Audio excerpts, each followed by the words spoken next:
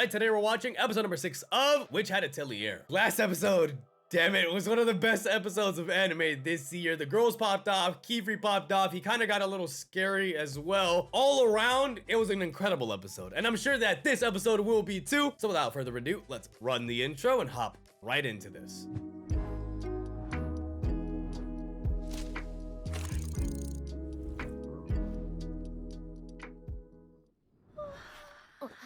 Whoa, she about to crash out again. You just keep giving her more reasons to be mad at you, COCO. Not really, but some people just like absolute quiet. Doing it with her eyes closed.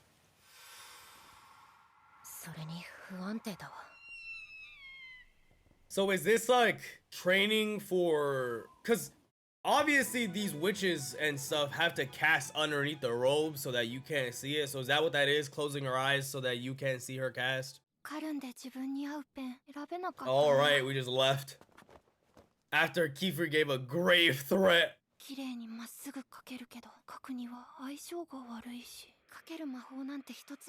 No, you cast the fireball. No, seriously, you just started.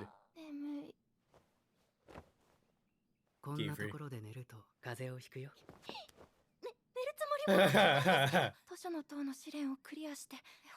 Wonderful thing is we have nothing but time, COCO. Her character acting? These animators.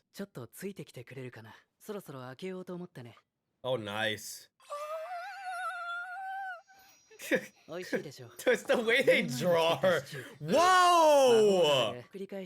I'm still good, bro. I'm good.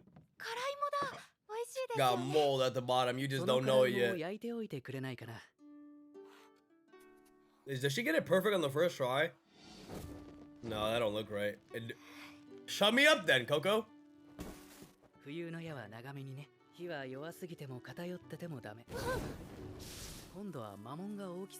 Alright, cool. I was gonna say, there's no way this is like a video game where you train and then you get it and now you just mastered it.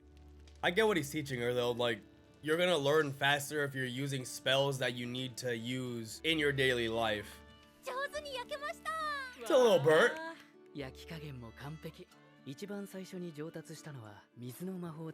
Because you hated water.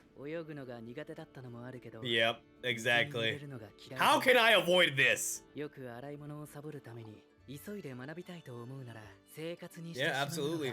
You know how many people get good at coding because they just want to fix one issue on their computer?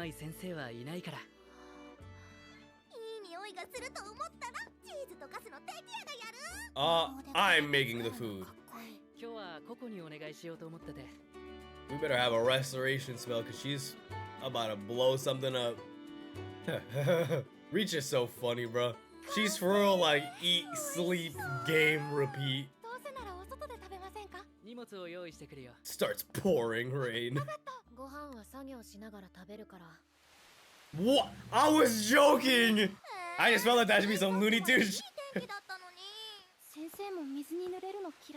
Ask him for a spell that keeps y'all like dry. I just got chills.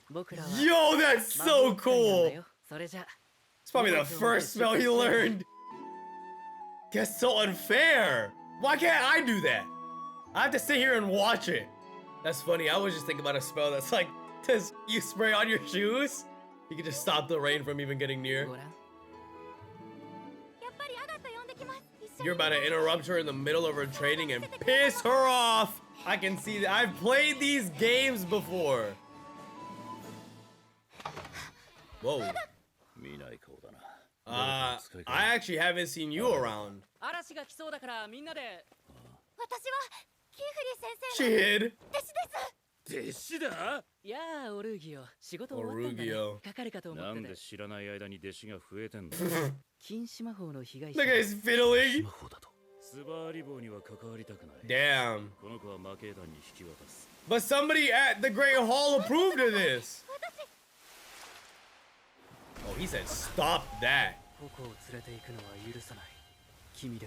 Okay, Percy Jackson.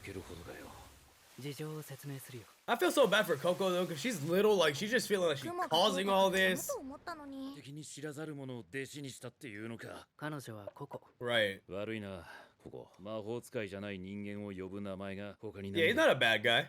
彼はオルーギオ、このアトリエの見張りのマナー。うちみたいな郊外の小さなアトリエはつい閉鎖的になりがちだから。Okay, so they're there to make sure you're not on some bullshit. 見張りのマナコが滞在する決まりなんだよ。That makes sense. Someone at the Great Hall approved, bro. I don't know what to tell you. していたら書かれた絵本の手がかりも失われていた。これが一番いい手だと思ったんだよ。俺たちの仕事じゃないだろ。さっきから言ってる魔系団ってなんだろう。 And it was mentioned last episode. I figured, okay, yeah, that makes sense. Yo, they're the ones from the intro. Looking like mesmer soldiers.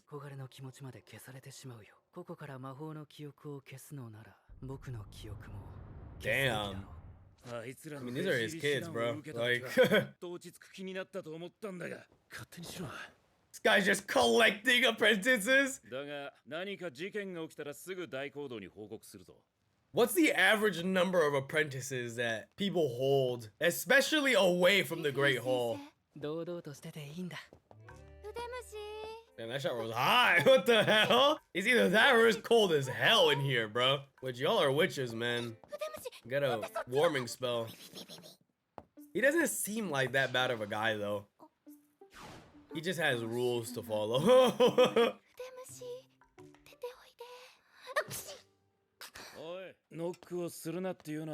Men don't come in.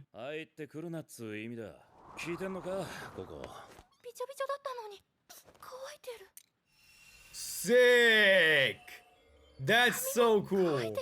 So what, is he fire magic and he frees water? When do we meet Aang and Toph? Too late. Whoa! That's the spell that made her fall in love with it, yeah. You made this? So you be tinkering with stuff. That's all this stuff is. Bro, this is what made her love it. It's what ignited her passion. That's crazy how he made it though. And that's used in like towns and kingdoms and stuff. Nah, hold up, you might be him. Aww. Oh, you big softy. And I'm sure that's what he lives for, as someone who makes magic tools for people. That's nuts, bro. He made it. What the? I'm still tripping on that.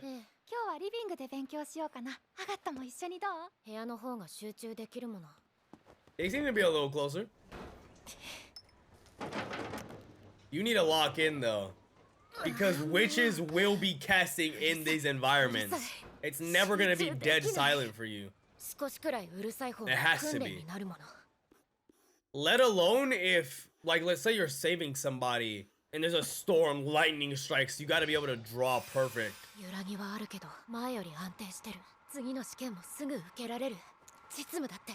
Feels like she's in a rush. Uh-oh. She's gonna see this as an opportunity. Fuck.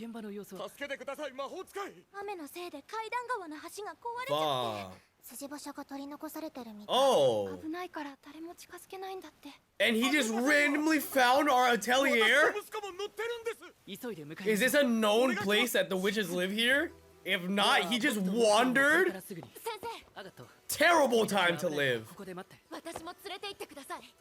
Yep, her opportunity. No, don't end. God, this show's so good. Bro, I do not envy anybody. You know what? Could you imagine having, like, needing help, but you can't just call for it on your cell phone?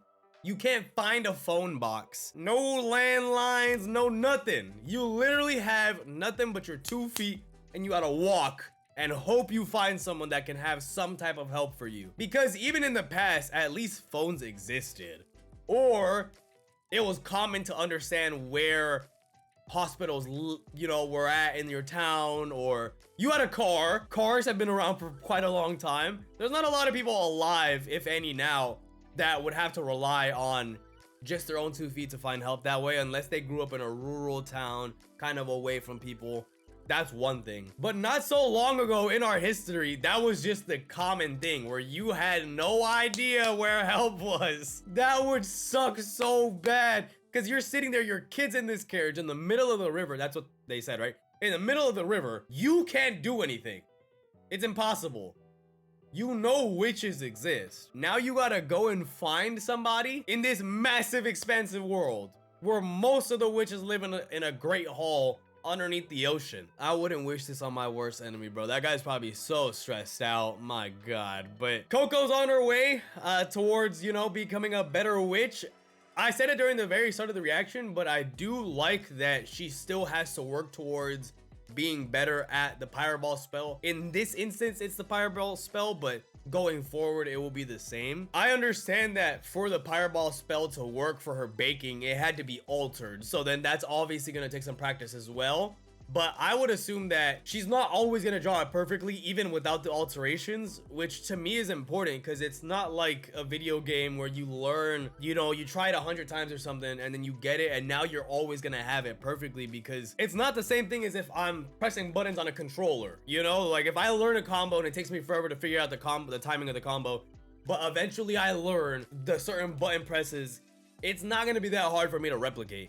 But when you're drawing, especially at the level of precision that they need, it's so specific. It would suck, to me anyways, as someone... Okay, suck is a strong word. I don't care that much, to be honest with you, but it would just be a little, you know, take me out of the experience if somehow they try it 5 times, they fail, on the 6th time they get it, and they never fail again. That's kind of whack. But regardless, that's besides the point. We met OLRUGGIO, our watchful eye, and Kiefer also said dear friends, so they're close. His job is to watch everything, including our health, and he seems like a pretty good guy, and he seems like a tinkerer. Somebody that, you know, makes machines and stuff, which is really cool. I mean, I'm assuming the rings were his creation, the spell that literally made Coco fall in love with this, which is, that kind of caught me off guard, made by him, so it hasn't been around for that long. And maybe he's always been that way. We did learn from Tetia that you can submit your own spells even as an apprentice. So I imagine contraptions are the same way. You just send them into a board, they get reviewed, whether they're safe or not, or useful or whatever, then they get mass produced.